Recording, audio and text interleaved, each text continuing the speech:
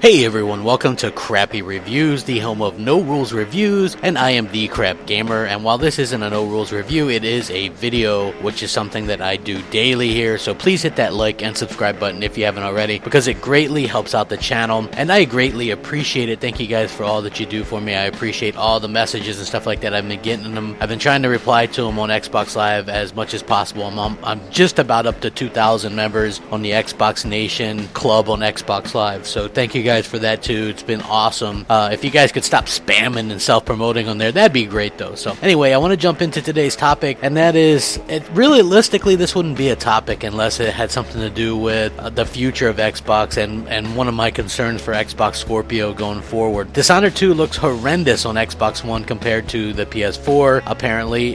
Looking at some of the comparison shots as well as this article on Xbox Mad, they had a review copy for Dishonored 2 on the Xbox One from Bethesda, and they purchased a copy for PS4. The PS4 version is great and plays well. It looks crisp. The Xbox One version is terrible and is filled with low-res textures and shadows. The Xbox One port of Dishonored 2 has to be quite possibly the worst-looking version of any game that's ever been ported to the Xbox One. Usually Bethesda games tend to have parity or look similar, but this is absolutely unacceptable. This is on the level of Ark Survival Evolved. I expected the PlayStation 4 version to have the same issues, but it doesn't.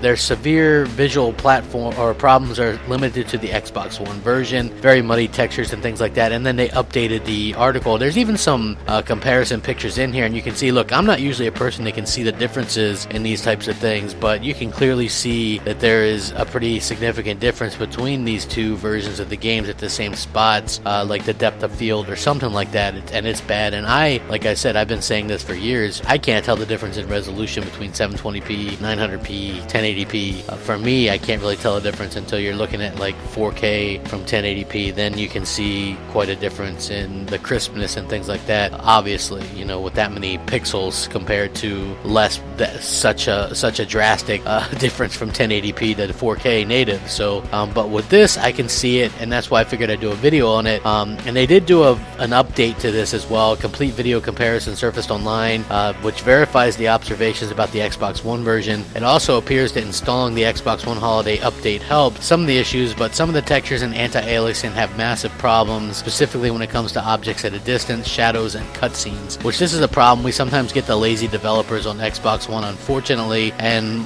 while I said that it had an issue with it going forward would be the Xbox Scorpio, because I tend to worry that developers will not take the time to develop properly for the Xbox Scorpio. So you might have a bunch of people buying this thing and developers just putting a simple port on there or simple upres or something along those lines. So for me, I don't think that it really makes, I'm hoping that it doesn't turn out that way. You know what I mean? I just think at the end of the day that developers should take the time to do things right. That's their job, and if you can't get the games done on time, then, you know what I mean, then postpone them a bit. I have no problem with that, as long as it's to get things kind of evened out. And at the end of the day, you know, that is my big fear for Scorpio, is that developers aren't going to actually use what's there. Sort of like HDR right now. You look at games and so many developers are backing HDR on the PlayStation 4 Pro and PlayStation 4, and then you see that there's like 5 or 6 games, and most of those are first-party games that are supporting that on the Xbox One S. So you don't want to see that. I want to see developers fully embrace the power of the Scorpio and give us what we pay for. You know what I mean? Take some pride in your work. I don't think that's asking too much as a gamer, as a fan. They should do their best on all platforms: PlayStation, PC, Xbox, Nintendo products, whatever. You know, everybody that does game developing should do their best on every platform, give it their all. And I think that